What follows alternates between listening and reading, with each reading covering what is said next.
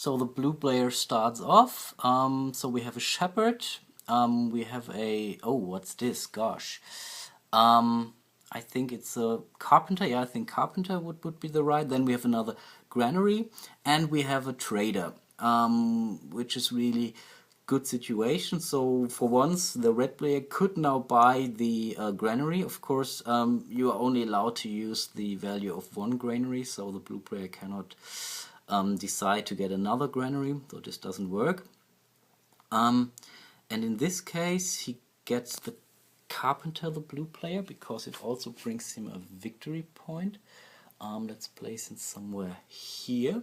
So he has to pay 1 wood for that, which is good.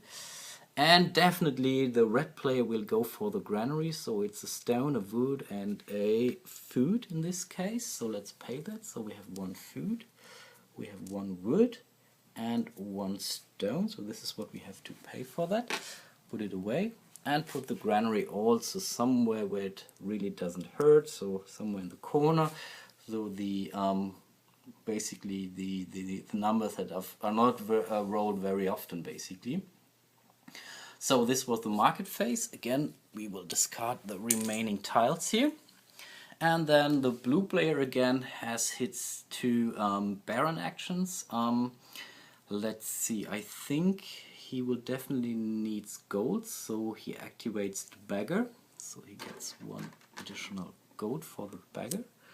Place him here. He has enough wood. Definitely needs some stone later on. So let's not forget that. So I think he gets another gold. So he activates the beggar twice. So these were the 2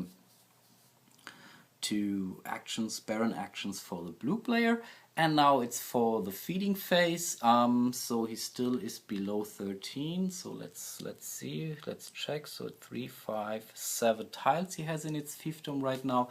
So he also only needs to pay 1 food.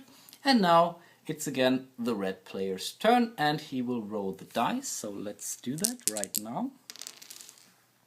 So it's 2-2, which is good. I explained that also in a minute. So we place him here and the blue player here. So it's really bad for the blue player. And we rolled a double. This means after this activation phase, he can roll that 1 more time. Or if one dice showed an 8, that's the same, we can also re-roll. We do this step, so let's see what the red player can do. So he can choose between these 2 stone or the 4 gold.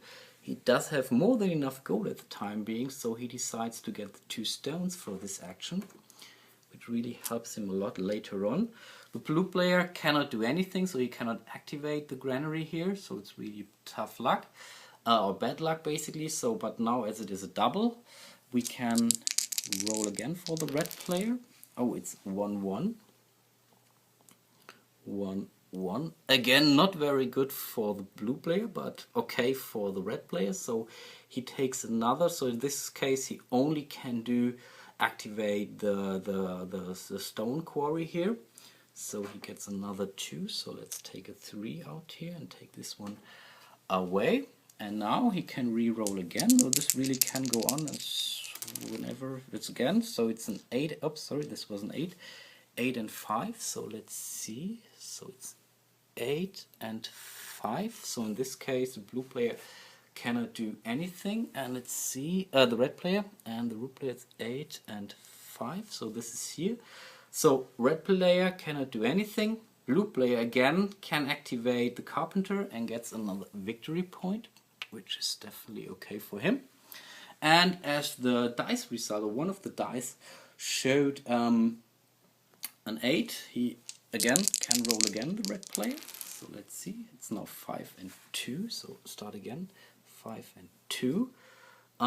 In this case, he definitely was not so lucky. Let's see where it's 5 and 2. Again, the blue player can now activate the tower, so he can decide to get the victory point here, or gets 1 resource if he wishes. So of course, resources he's still fine, so he takes another victory point, is now at 6. And I think the red player cannot do anything. Let me see.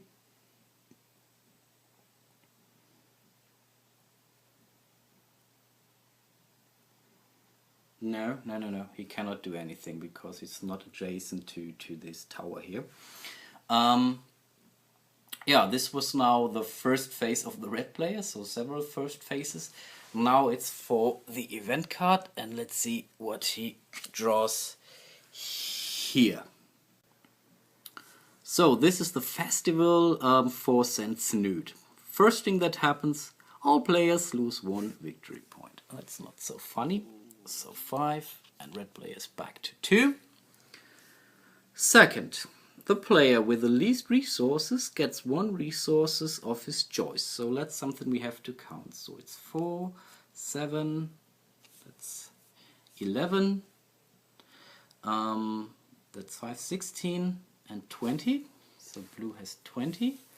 So here it's 4 plus 6, it's 10, 13, 15, and 15, 22. So definitely the blue player can decide, and he definitely decides for getting another stone because he needs it later on for building out his fortifications. This is very important. So this was the second happened. Third, the market is the tiles that have been discarded are going back to the back basically, which is can be nice if one player maybe missed a tile here, so this is nice. Fourth, every player gets a resource of their choice. Oh, this is nice. So again, the blue player decides to get a stone, whereas the red player takes an iron ore. It's important for him at the time being. So what happens next? So let's see. Okay, all events are being shuffled back to the deck, but not this card. We do that in a second. And this card completely is leaving the game. So it's really something, yeah, it's really something happening here in the festival for St. Snood. So I will reshuffle the 2 cards back into the deck, and then we continue with the turn of the red player. So the deck is shuffled again, so let's get again to the market phase and see what we draw out. So it's 1. So this time we got a knight, we got a stonemason, a gravel pit, and a miller. Red player's first choice, so he definitely already has stone. So I think he takes the stonemason here because this is a tile that brings some additional, some victory points. So we take that here. We pay 1 stone for that one and place him somewhere. I think somewhere here maybe. Or no, maybe we put him here. Yeah, this is good. And the blue player, he definitely needs a tile where to produce some stone, so he takes the gravel pit. And the gravel pit, let me just check if he also needs to be placed. No, the gravel pit does not need to be placed on a mountain tile, so I think we place him here, I guess. Okay, now the red player has its 2 barren action. Again, he must not activate tiles with victory points. So let's see what he might need. I think for once he gets, let me see, he activates the forest, so he takes 2 brown tiles and then the stone quarrel, I guess, yeah, to get some additional stones here. We definitely need that later on. Okay, These were the two actions they have, and now it's again the feeding phase. So he's also below, because he also got the granary now. He's also below the 13 tiles, that's for sure. He has 1, 2, 3, 4, 5, 6, 7, 8. So he also needs to pay only one food. And then again, it's the blue player's turn. Blue player's turn. So again, roll the dice. Let's see. That's 8, 6. I think for him it's fine. 8 and 6. No, he cannot do anything. Let's see what he has to do. The red player also nothing. Good thing is he rolled 1, 8, so he can re-roll. The blue player still rolls for that. So it's now, oops, put that together, 2, 7.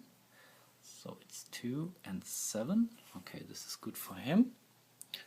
2 and 7. Not good for the red player. So again, the, oops, let me focus a little bit. So the red player around here gets 1 victory point. So he just lost that from this festival in honors of St. Snood. And he gets 1 food. So I think he might need that. Put that here. Again, the red player cannot do anything because he cannot activate the granary. Now again, it's he can draw an event card. So let's see. We shuffle that. So the king is hungry. All barons must send 1 food to the palace. If you're not don't want to pay for that, then you get a disfavor basically. So you lose 1 victory point. So I think this is easy going. So blue player is paying. Also the red player will pay. So gets 2 back. So again, not too bad, but you see most of the cards are not so good. Then the market phase again. So, oops, we forgot to discard the remaining tiles here. So again, we got a miller, then we got a wizard, which is good because it allows you to re-roll 1 dice. That's nice. Then there is a forest and a trader. The trader is very good because normally you can only trade resources in a 4-to-1. In 4-to-1, but the trader decreased it, so you only need to pay 3 resources to get one another resource, which is very nice. The forest is well known. In this case, I think it's the blue player. No, I think he gets the wizard. So he really wants to make that quick, so he pays the 2 gold and place the wizard somewhere, maybe here. Yeah, which is good. And the red player, so I think one thing that I forgot to mention, so each player can now buy a tile from the market or can decide to upgrade their fortification. So they only need to pay then for the fort, for example, and you can only go for the next phase, for the next stage basically. So I think this is what the red player will do. So he pays now 4 stone, gets 2 back basically, and takes now the next level of fortification. This is now a fort, and place it just above the tower. The good thing about that is now the defense value is increased to 8 plus 2 for the bowman, and if he activates it during the dice rolling phase, he now gets 2 victory points. So this is definitely something that's very good. So again, the remaining tiles are discarded, and now the blue player again can activate 2 of his tiles or do 2 baron actions. So still he needs some gold, so one more time he activates the beggar to get 1 additional gold, and he also might consider to go for the gravel pit here. So we take another stone. So these were the 2 actions for the blue player. Now it's the nutrition phase again, so it's 1, 2, 3, 4, 5, 6, 8, 9, so still way below 13. So he takes now 1 food, and now gives the shield to the red player, whose turn it is. So let's see what he throws here. The definitely something better. That's now 1 and 2, definitely a little bit better. The same here. So red player gets now for his stone quarry 2 stone, which is good. So let's take that. And the blue player only can activate the gravel pit and takes an additional stone. So he's now in a good shape, I guess. So no reroll here. But of course we have to draw an event card. Wow, this is tough. The king is hungry. All barons must send 3 food to the palace. If you don't send anything, you lose a victory point. I think blue player has 3 food, and I think he can afford that. So you definitely don't want to lose that. So let's send that. For the red player, it's a bit difficult because he only has 2, so he cannot send anything. Of course he could send 2, but I think in this card the player is not supposed to send, so he can decide not to send anything, so he loses again 1 victory point, so he's back at his starting condition. And yeah, send it back to give the card back. So this was definitely not a very good card. Now again it's the market phase. So let's see, what do we have here? Oh, that's not too bad. I already see that. It's really nice. So we have 2 ore mines, iron ore mines, and we have a clairvoyant, which shows you an extra tile, which can be nice and of course brings you a victory point, and there is a gold mine. This is now tough. I think really the red player needs a iron ore mine because there is no resources on it, so he pays 1 wood and takes the iron ore mine. Of course this also needs to place somewhere on a mountain field, so we put it here. The blue player now, he's also tempted to go for the same because he also does not have any ore, but he still have enough ore.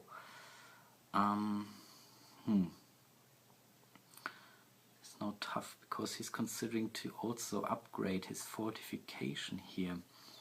But he really also I think he really needs to go for the iron ore mine and pays 1 wood here. So let's put them back into the discard pile. So yeah, this was this. Now the Baron action are here. So I think now the red player will definitely activate the miller, so he gets again 3 food. So he should have done that earlier. And for the second action, he activates directly his iron mine here. So he, iron mine, there it is. Activates, so he gets 2 iron ore resources here, which is good.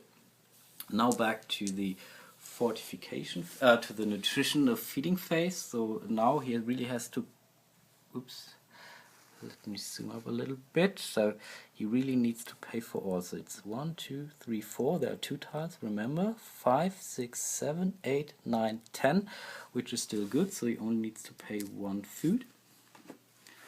And this was the nutrition phase. And now give the starting card back to the blue player. Okay, let's roll the dice for the blue player now. So it's, let's put that here. So it's 1 and a 6, which is definitely nice for him. It's 1 and 6 for him. At least he gets something. So again, the blue player gets another victory point, so it's already at 7, and gets 1 additional food, and he really needs that because he does not have anything because of this king's demands, basically. not so nice. The red player gets 3 food. Yeah, he really could have used that earlier, so let's take 3 additional food. So I think this is no longer a problem for him. Now the blue player draws the event card. Okay, so the king calls for a tournament, a sword tournament basically. All barons can send, basically a soldier, but no one has this special kind of soldier. Let me just look up what the correct translation for this Landsknecht is. So this is a Landsknecht. Never heard of this one here. So basically a trooper. But really no one has this Landsknecht as far as I can see. So the red player only got his bowman, but this is nothing that the king calls for it. Now this would be also easy. Everyone would roll a dice, and but nothing happens here, so this is good. Nothing happens, so this is already a good card.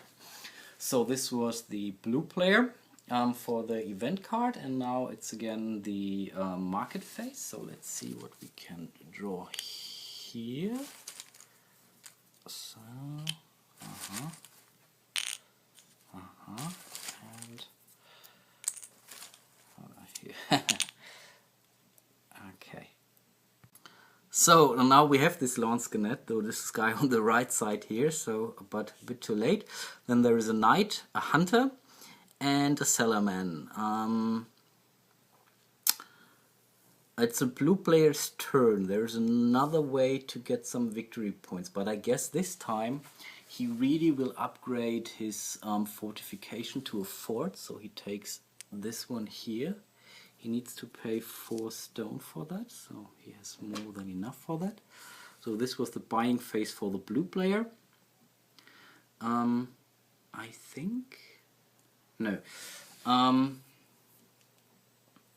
Then the red player can also decide to buy something. I think he will... it's tough. No, I think he will get the Salaman because it's a victory point. He really needs to do something about his victory points. I think he will place him here. Has to pay 1 wood. So again, the other stuff is going away. Now this was the market phase. Next thing would be the Baron action for the blue player. Let's see what he needs. He definitely needs some more food. So he activates the brewery one more time. And I think he does it a second time.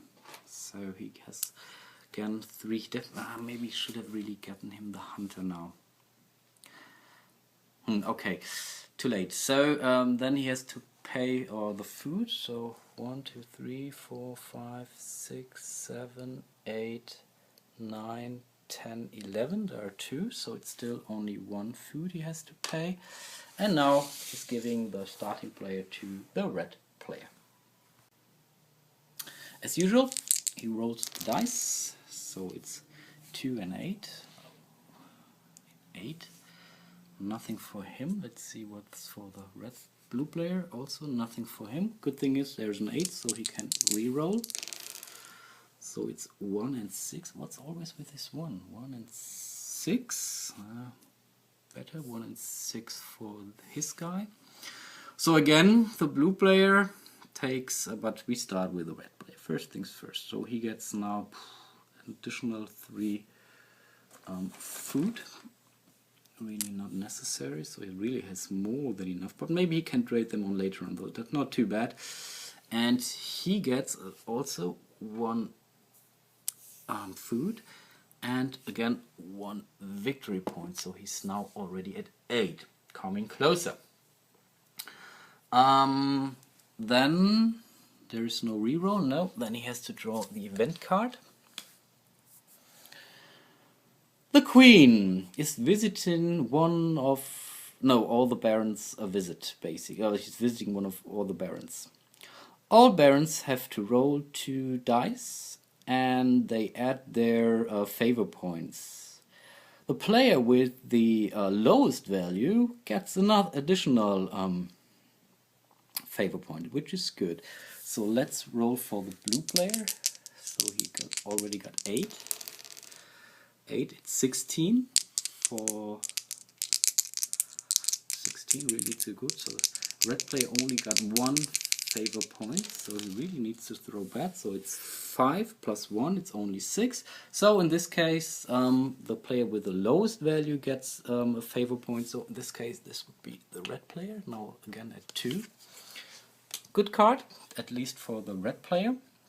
So this was the event card for the round.